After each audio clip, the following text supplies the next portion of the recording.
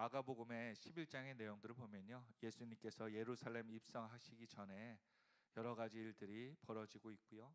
또한 그 가운데서 예수님께서 계속 제자들에게 내가 누구인지, 내가 십자가를 이제 져야 될 것인지에 대해서 계속 얘기하고 있습니다. 여러분, 예수님께서 우리가 믿음 생활을 갈 때 처음부터 예수 믿을 때 믿는 분들한테 예수 믿으면요 복 받습니다 이렇게 얘기하지 않고, 예수 믿으면 고난이 많이 와요. 병에도 많이 걸릴 수 있고요, 안 좋은 일도 많이 생길 수 있습니다. 그래도 예수님 따르시겠습니까? 그렇다고 얘기한다면 어느 사람이 예수님을 좋다고 따를 수 있을까요? 아마 우리가 예수 믿을 때도요, 다들 예수 믿으면 뭐 한다고요? 복 받는다라고 얘기를 많이 들었을 겁니다. 그런데 시간이 가면 갈수록 예수에 대한 복도 있지만, 그보다 우리가 더 관심 있고 기도하게 되는 것은 우리의 환경과 역경에 어려움을 겪어서 기도하고 매달리는 경우가 많더라고요. 그래서 예수님께서 십자가의 고난을 자꾸 얘기하실 때, 이 고난이 그 고난인가? 이렇게 생각하는 경우가 많죠. 오늘 제자들이 예수님과 동행하면서 예수님이 마지막 하나님의 때가 가까웠다, 또 이 세상의 모든 것들에 대해서 하나님께서 바로잡을 때가 가까이 왔다라고 계속 말씀하시면서, 제자들은 속으로 주님께서 때가 가까웠다고 하니까 이제 오른쪽 왼쪽 큰 자리 얻을 것이다 라는 자신의 소원과 바람이 이루어질 것이라고 확신하고 있었습니다. 심지어 오늘 본문에 보니까 예수님이 예루살렘에 입성할 때 보니까 수많은 사람들이 나와서 옷과 또한 종려나무 가지로 들고 바닥에 나무들을 깔아놓으며 환호하는 그 호산나 찬양의 모습이 있었다는 거예요. 오늘 우리 삶 가운데 예수님을 환영할 때 이와 같이, 지금 예수님이 만일 오신다 그러면 이보다 더 큰 레드 카펫을 깔아놓고 더 좋은 모습으로, 우리의 최상의 모습으로, 정말 아이들 보니까 이제 군대 입소식 가는 거 가보니까 군악대가 나와서 아주 거창하게 빵빠라빵빵빵 이러면서 아주 그냥 멋지게 하더라고요.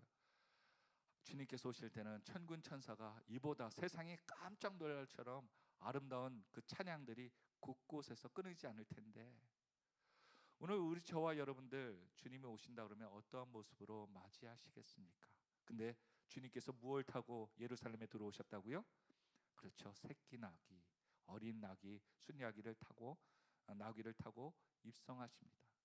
좋은 말도 있는데, 말씀 하나님의 뜻과 예언을 이루고자 겸손히 나귀를 타셨다라고 얘기하고 있어요. 그런데 나귀를 타시고 예루살렘에 들어서 예수님의 궁극적인 목적이 뭐예요? 십자가를 치는 거죠. 왜 교회를 다닙니까? 그러면요, 내가 죽고 예수가 사는 것, 나를 통해서 누군가 영혼이 구원받고 살림을 얻는 것, 이것이 그리스도 기독교인의 정신일지인데, 우리는 지금 예수님의 환호하여서, 왜 환호하고 군정들이 있었다고요? 우리가 잘 알다시피 환호한 이유는 이제 노예 생활 끝났다, 이제 우리가 당당하게 이스라엘 백성으로 자랑하고 떳떳하게 살 것이다. 그래서 여권도 보면 미국 시민권 있는 분들은 되게 당당하게 쫙 보여주더라고요. 근데 이런 외진 곳에 있던, 죄송합니다, 나라를 비하하는 건 아니지만 그렇게 좀 안 되는 곳에 있는 분들은 여권 보여주기가 좀 뻘쭘하대요.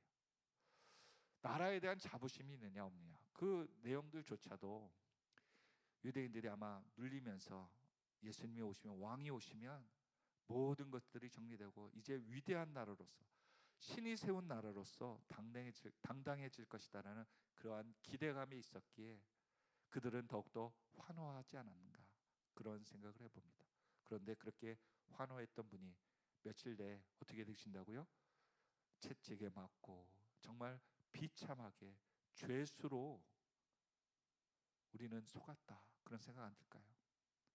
속았다.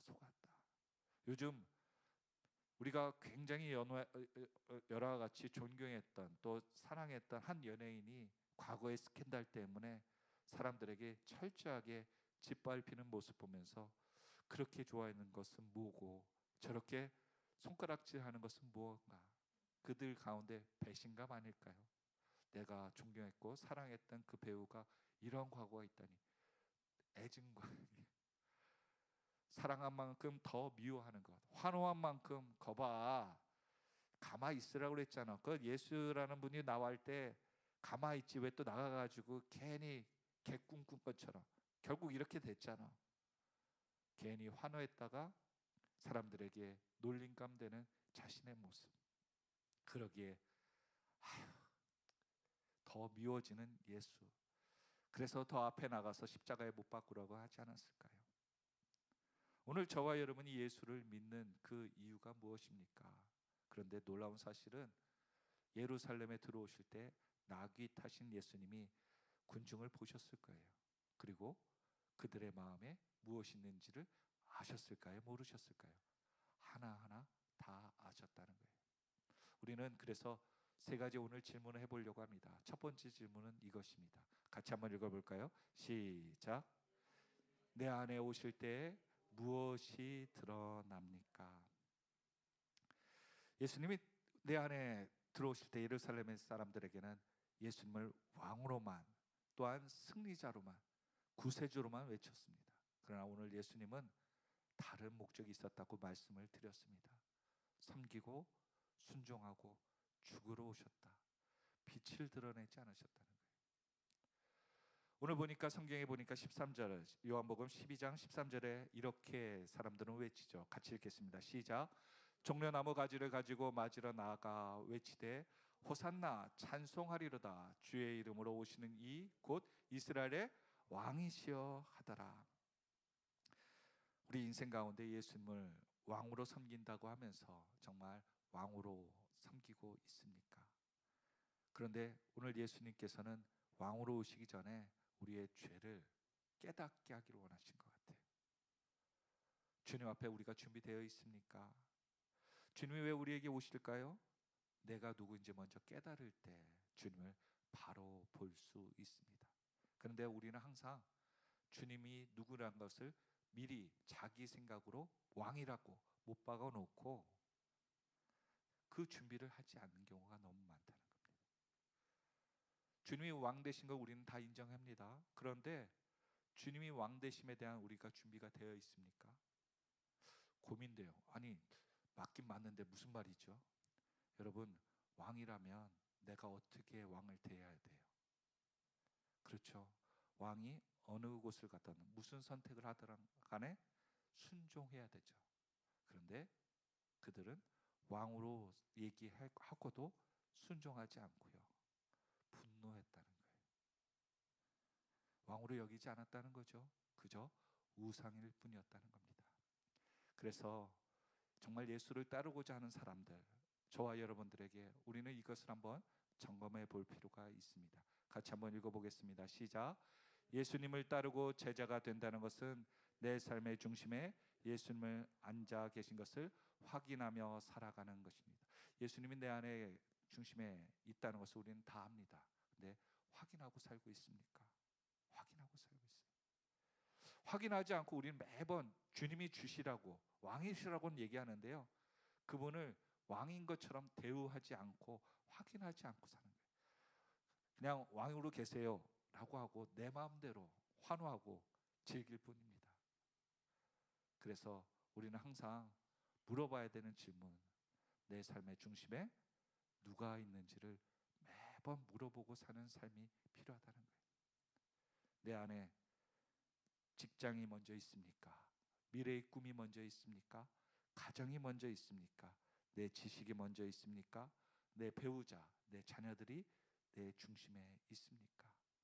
그러면서 주님은 왕이라고 하시면서 오늘 병원에 갔을 때 엑스레이를 딱 찍어봤을 때 중심에 보니까 직장이 있고 내 욕심이 있고 내 계획이 있고 내 돈이 있고 내 자녀가 있네 라고 하는 내용이 드러난다면 우리는 지금 호산나 외치지만 내 뜻과는 반대되는 주님의 길을 인정하지 않는 거예요.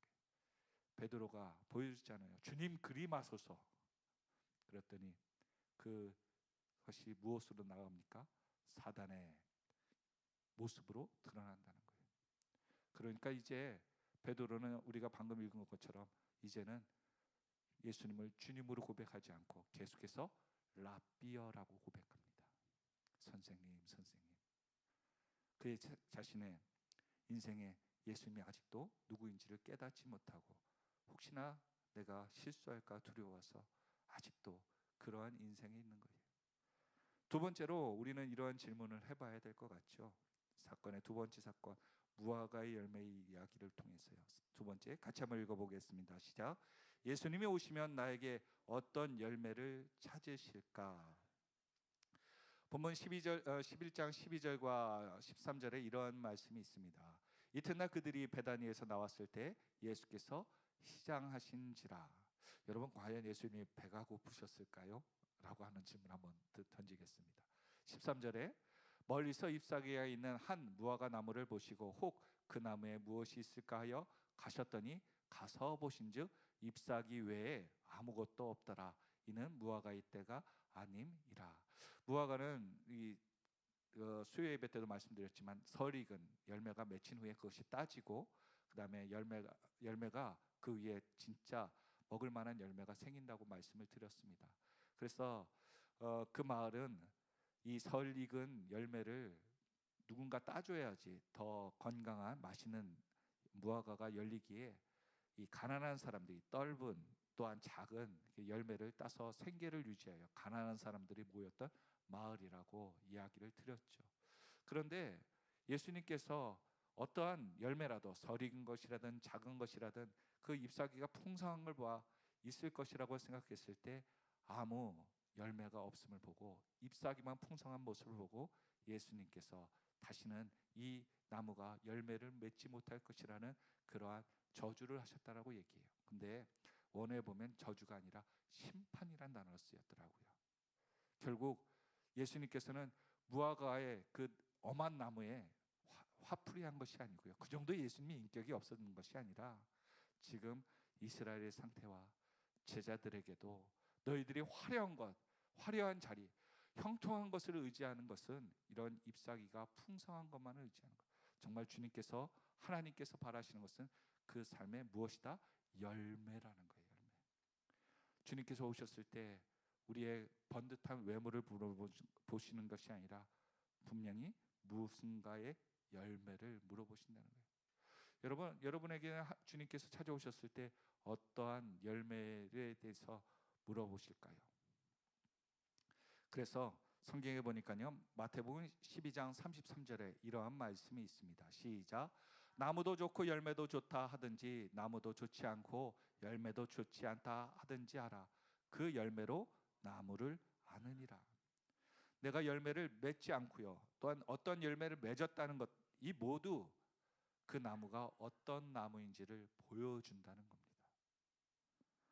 아, 주님, 내가 시간 주신 그 양분으로 내가 이런 시간에 열매를 맺었습니다.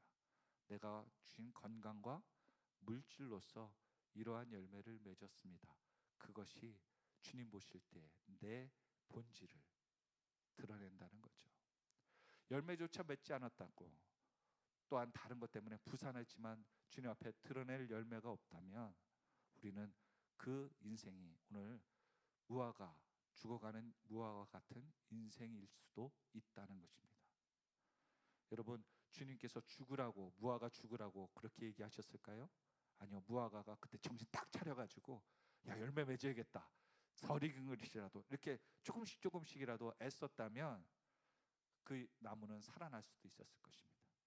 우리에게 주님께서 이렇게 말씀하시는 것은 죽고 심판당하고 저주받으라고 말씀하시는 것이 아니라 우리가 빨리 회개하고 주님 앞에서 열매 맺는, 주님의 인생에 맞는 그 열매 맺는 삶을 살라고 말씀하시는 거죠. 여러분에게 물어보겠습니다. 주님이 지금 오신다면 어떤 열매를 물어보실까요? 나무니까, 무화과 나무니까 무화과 열매를 따기를 원하셨겠죠. 우리 인생 가운데 우리에게 어떤 열매를 주님이 물어보시고 어떠한 결과를 얻기를 요청하신다면 얼마 동안 무엇을 드러내 놓을 수 있겠습니까? 아는 분이 이 정도 내가 돈을 모았다고 얘기하는 거예요. 근데 곰곰이 생각해 보면 우리는 예전에 그런 생각을 했잖아요. 예전부터 내가 은행에다가 1,000원씩만 모았더라면, 학교 다닐 때부터 그랬으면 그 돈이 지금 어마어마했을 텐데 왜 그때 하지 않았을까? 그런 생각이 종종 들 때가 있더라고요. 작은 돈이라도 모았더라면. 오늘 우리가 주 안에서 행하는 그 작은 것들이요, 갑자기 주님께서 요구하셨을 때 갑자기 지금 열매를 맺으라고 한 것이 아니라 과거에 있었던 그 수많은 시간들, 또한 우리의 물질들, 우리가 집중했던 그 많은 것들 다 어디 갔냐는 거죠. 그렇게 많이, 나무가 열매를 맺으려고 그러면 보통 1년은 있어야 될 거 아닙니까? 그렇죠. 나무가 싹부터 자라서 올라와서 어딘가에 열매를 맺으려고 한다면 그 시간 다 뭐 했냐는 거예요. 나는 오늘 주님 앞에서 어떠한 열매를 맺을 준비가 되어 있습니까? 내가 신앙생활 몇 년 했다라고 하면 이제는 열매를 맺는 그러한 모습의 인생이 되어야 되는 것은 아닐까요? 그렇다면 예수 안에 거할 때 열매를 맺을 수 있다라고 포도나무와 가지 비유를 통해서 우리는 알고 있습니다. 그렇다면 예수 안에 거한다는 뜻은 무엇일까? 같이 한번 읽어볼까요? 시작. 예수 안에 거한다는 것은 예수님을 기쁘시게 하는 선택을 하는 것입니다. 예수님을 기쁘시게 하는 선택이 있다면 반대로 예수님을 슬프게 하는 선택도 있다는 것이죠. 그렇죠. 우리 삶 가운데 무엇이 예수님을 기쁘게 하는 선택입니까? 여러분, 그것을 우리가 분별하고 아까 내 안에 내가 예수 안에 거하는지 예수님과 동행하는지를 확인하고 살려고 한다면 바로 예수님을 기쁘게 하는 것이 무엇인지를 행하고 사는 삶인 줄로 믿으시길 바랍니다. 나는 어떤 것들을 기쁘시게 하나요? 또한 어떤 것 때문에 예수님이 힘들어하시고 슬퍼하실까요? 오늘 저와 여러분들 날마다 주님께 물어보시길 바랍니다. 주님이 기뻐하시는 뭐예요? 주님이 기뻐하시는 일 하게 되면요, 내 영도 기뻐해지더라고요. 그렇죠. 어느 분들을 이렇게 어려울 때 도와보세요. 그러면 괜히 뿌듯해지더라고요. 내가 풍성해서도 아닌데 내가 정신 차렸네. 내가 그런 사람이 아닌데 어느 순간에 내가 이런 결단을 할 수 있다니 나 참 착해지는 것 같아. 이런 거 말입니다. 세상이 볼 때도 양심이 착한 사람들이 귀하게 여기는데 믿음으로써 올바른 빛과 소금의 역할을 결단하고 행동하고 나간다면 주님 얼마나 더 기뻐하실까요? 오늘 저와 여러분, 우리의 삶 가운데 사랑하라, 또한 우리가 하나님 앞에서 섬기라, 그 모든 것들이요, 윤리적인 것이 아니라 하나님의 명령으로 우리에게 다가오잖아요. 그것은 우리에게 복의 통로를 열라고 하는 것이고 주님과 동행하기 위한 방법 중에 하나이기 때문입니다. 오늘 저와 여러분 다시 한번 우리 삶을 돌아보아서 우리가 예수님께서 다가오셨을 때 어떠한 열매를 드러낼 수 있는지를 다시 한번 예수님 기뻐하는 그 모습들을 하나하나 점검하고 만들어가는 저와 여러분들이 다 되시기를 예수 그리스도의 이름으로 축원드립니다. 마지막으로 세 번째입니다. 이제 마지막 다 왔어요. 세 번째 같이 읽어보겠습니다. 시작. 나의 성전은 무엇을 위한 것입니까? 오늘 마가복음 11장 15절부터 17절 오늘 본문 같이 읽었던 것이죠. 또 한번 읽어보도록 할까요? 같이 읽겠습니다. 시작. 그들이 예루살렘에 들어가니라. 예수께서 성전에 들어가사 성전 안에서 매매하는 자들을 내쫓으시며 돈 바꾸는 자들의 상과 비둘기 파는 자들의 의자를 둘러 엎으시며 아무나 물건을 가지고 성전 안으로 지나다니심을 허락하지 아니하시고 이에 가르쳐 이르시되 기록된 바 내 집은 만민이 기도하는 집이라 칭함을 받으리라 하지 아니하였느냐?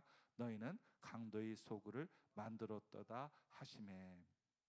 이제 무화과도 보고 예수님께서 예루살렘에 들어오셔서 이제 빰빠라빰빰 그러면서 예수님이 높은 곳에서 나를 따르라 이것이 아니라 예수님 뭐 하셨다고요? 격투기 하셨어요. 격투기.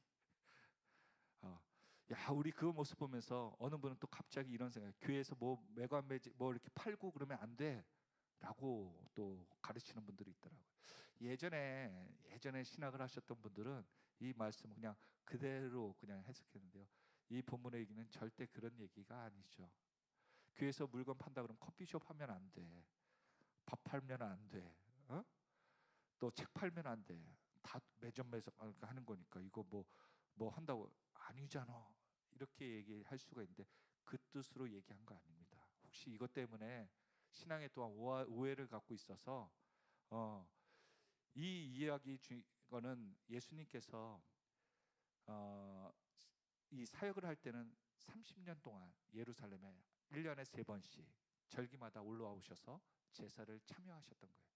보니까 예수님도 보니까 자기의 가족들이 제물을 드릴 때 얼마나 야 동네에서 이거 얼마짜리인데 원이까 말도 아니게 비싸게 그 파는 모습에 혀를 내들며 있었던 경험했던 내용이라는 거죠. 여러분 우리가 휴가 때나 휴양지에 가보면 이거 말도 안 되는 그런 그 숙소라든지 음식 같은 게 말도 안 되는 가격에 막 살 때 야 내가 휴가철이니까 먼 곳에 왔으니까 그냥 기분 내서 내긴 하겠지만 이건 아니다 이런 경우 많잖아요. 그런데 여기 오니까 살 데도 없어. 또한 원래는 이 제물을 성전에 드리는 제물을 파는 곳이 감람산에 있던 것이 어느 순간인가 대제사장 가야바에 의해서 슬그머니 이방인들에 들어와서 이렇게 팔기 시작한 겁니다. 이방인들은 성전 안에서 이방인들이 하나님께 제사를 드리는 장소였어요. 그러니까 이렇게 물건을 파는 것에 대해서 그렇게 율법이 있는 사람들의 입장에서는 그 이방인들에서 좀 그 터부시해야 되는 그러한 분위기였기에 이곳에서의 일들은 그냥 묵인되는 경우가 많았던 것 같습니다. 특별히 성전에서 뭔가 하려고 하면 대제사장과 제사장들 그 종교 지도자들의 그 협조와 또한 묵인이 좀 있어야지 될 수 있었던 것이죠.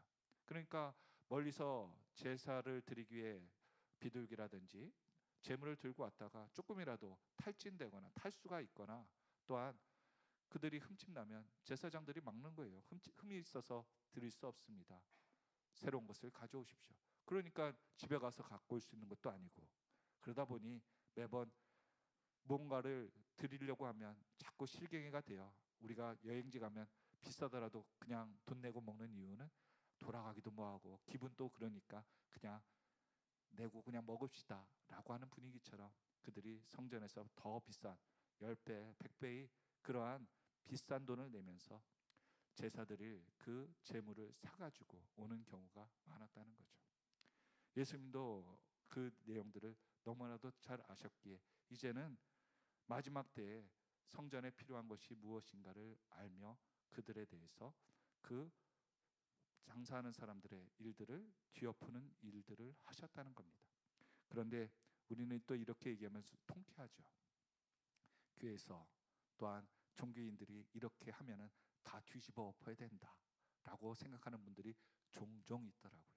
그래서 나도 하나님의 거룩한 마음을 가지고 분을 내도 괜찮다. 예수님이 화를 내셨기 때문에 그런 분들도 있더라고요.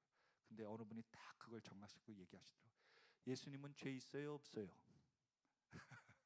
죄 없으시기 때문에 화를 내시더라도 심판의 이야기죠.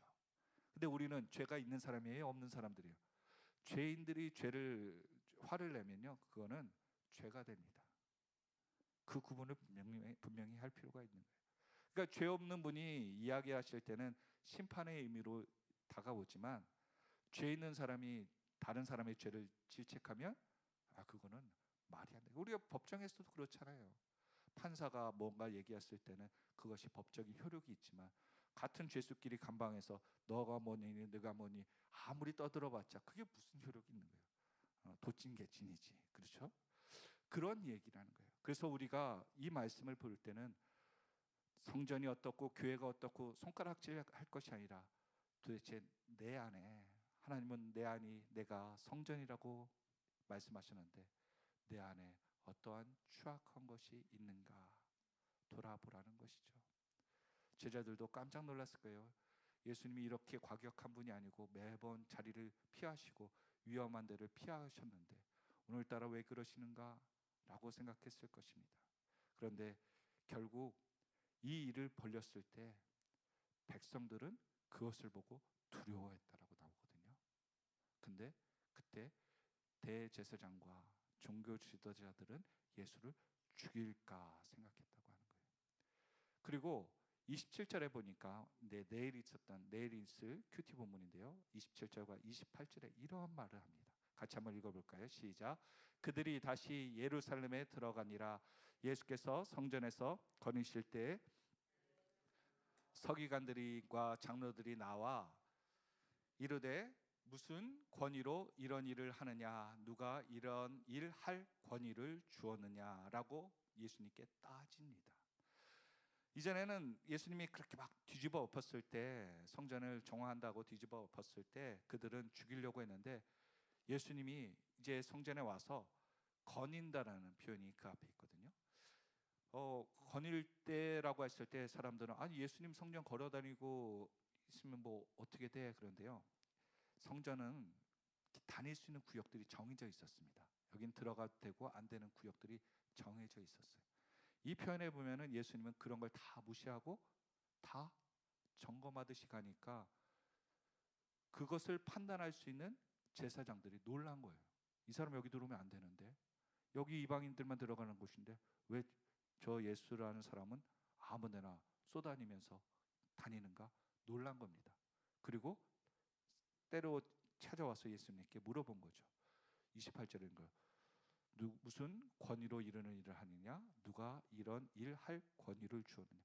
인데요, 이거 우리나라 번역으로 권위라고 표현했지만 이것을 뭐라고 하냐, 권리라고 하는 거예요. 원어가 틀립니다. 우리가 어떤 일을 막으면 누가 이런 권리로 하라고 시켰어? 이런 거지 않습니까? 이 권위라는 파워, 세력이 아니라 누가 이런 것들을 할 수 있도록 너에게 그 자리를 주었느냐, 이러한 표현이거든요. 예수님에게 물어보는 거예요. 예수님을 하나님의 존재로 보는 것이 아니라 이를 갖다가 주도하는 주동자로 낮게 취급하면서 그들은 예수님에게 물어본 겁니다.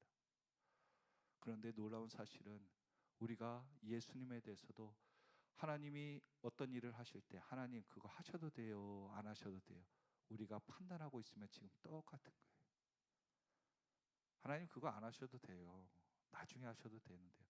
우리는 그러면서 우리가 하나님의 일을 미루는 경우가 너무 많더라고요. 우리는 너무나도 쉽게 하나님께서 지금 하라는 것들을 대해서 이해하지 못하고 자꾸 인간적인 일로서 하나님의 일을 낮추더란 말입니다. 그래서 하나님 그거 안 해도 되는데요, 이런 얘기를 한다는 거예요. 지금 성전의 주인이 누구세요? 예수님이에요. 우리 인생의 주인이 누구세요? 예수님입니다. 근데 예수님이 이렇게 하자 저렇게 하자 하는데 예수님 그렇게 안 하셔도 되는데요. 반대말로 얘기하면 지금 이들이 얘기하는 것처럼 예수님 무슨 힘이 있어가지고 나한테 그런 얘기를 하세요. 내 몸의 주인은 난데, 내 인생은 내가 알아서 하는데 가만히 계세요, 이 말이래요. 그런데 예수님께서는 우리에게 다시 한번 우리의 몸에 대해서 말씀하시죠. 말씀 한번 같이 볼까요? 시작. 너희는 너희가 하나님의 성전인 것과 하나님의 성령이 너희 안에 계시는 것을 알지 못하겠느냐. 17절.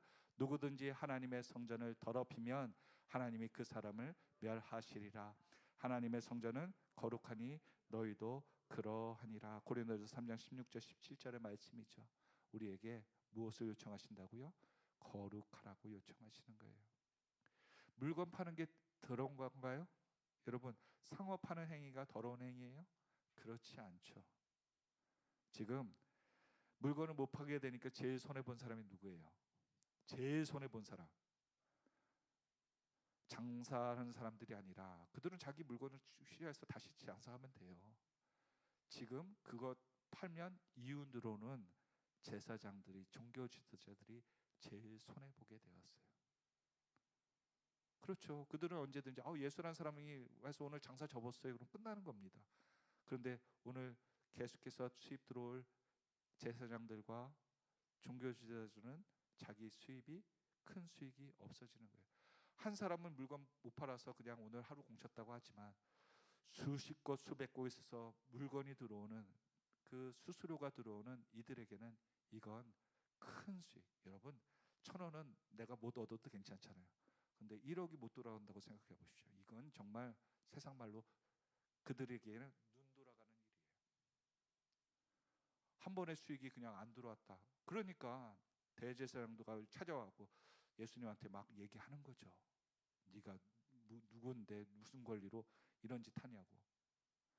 오늘 주님께서는 그들에게 하나님의 성전이 필요한 것, 우리의 집이 기도할 집이고 기도로 거룩하여지니까 거룩해져야 된다라고 말씀하시고, 제자들에게도 하나님의 왕국 세우는 게 큰 힘을 얻어서 세워지는 것이 아니라 기도하는 집으로서 세워지는 것이라고 알려주기 위해서 말씀하고 있는 거죠.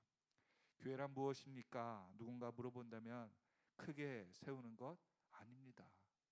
번듯한 것 아닙니다. 아무리 풍성한 무화과의 열매와 잎이 있을지라도 생명을 살리는 열매가 없으면 죽어간다는 것을 깨닫지 못하면 정말 안타까운 상황이라는 거죠. 그래서 예수님은 바리새인과 찾아온 이들에게 이러한 그들의 모습이 있다고 우리에게 경고하고, 우리가 그런 모습이 되지 말라고 마태복음 23장 23절부터 말씀하시는데요. 같이 한번 읽어보겠습니다. 시작. 하는 서기관들과 바리새인들이여, 너희 박하와 회양과 근처의 11조는 들이대 율법에 더 중요한 바 정의와 긍휼과 믿음은 버렸도다. 그러나 이것도 행하고 저것도 버리지 말아야 할지니라. 화 있을진저 외식하는 서기관들과 바리새인들이여, 잔과 대접의 것은 깨끗이 하되 그 안에는 탐욕과 방탕으로 가득하게 하는도다. 눈먼 바리새인들이여, 너는 먼저 깨끗이 하라. 그리하면 겉도 깨끗하리라. 화 있을진저 외식하는 서기관들과 바리새인들이여, 회칠한 무덤 같으니 겉으로는 아름답게 보이나 그 안에는 죽은 사람의 뼈와 모든 더러운 것이 가득하리라. 이와 같이 너희도 겉으로는 사람에게 옳게 보이되 안으로는 외식과 불법이 가득하도다. 바리새인과 종교 지도자들, 또 이 시대에 우리에게 겉은 아무리 화려하고 번듯하고 깨끗하게 다닐지라도 안에 사람을 살리는 능력, 또한 사람을 살리기 위한 바른 정의와 공의를 쫓지 않는 그 모습이 없으면 오늘 외식하는 모습, 불법하는 모습을 갈 수밖에 없다라고 주님은 경고하고 있습니다. 우리의 성전은 지금 무엇으로 채워져 가고 있습니까? 꾸미는데 금묻이나 아름다움으로 꾸미는데 전력 질주하고 있습니까? 아니면 오늘 우리에게 항상 찾아야 될 질문을 하며 생명을 살리는데 집중하고 있습니까? 그래서 우리는 평생 이 질문을 하며 살아야 될 것 같습니다. 이 질문이요. 같이 한번 읽어볼까요? 시작. 나는 참 그렇죠. 예, 감사합니다. 우리는 은혜 없이 살 수 있는가를 우리는 잊지 말고 항상 고백하고 살아야 될 줄로 믿습니다. 그래서 이 말을 더 깊이 들어가면 나는 매일 매 순간마다 은혜를 갈망하고 사는가라는 질문으로 들어갑니다.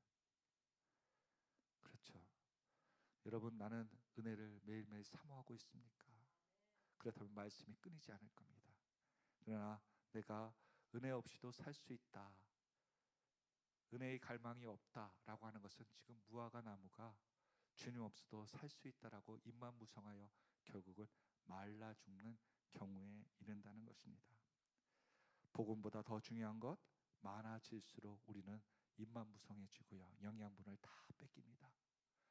은혜를 잃어버리지 않고 살아가고 결단하여 오늘 이 시대에 주님께서 찾아오실 때 열매를 드리고 거룩하여 회복을 가는 주님께서 거하실 수 있는 아름다운 성전을 만들어가는 저와 여러분이 다 되시기를 예수 그리스도의 이름으로 축원드립니다. 기도하겠습니다.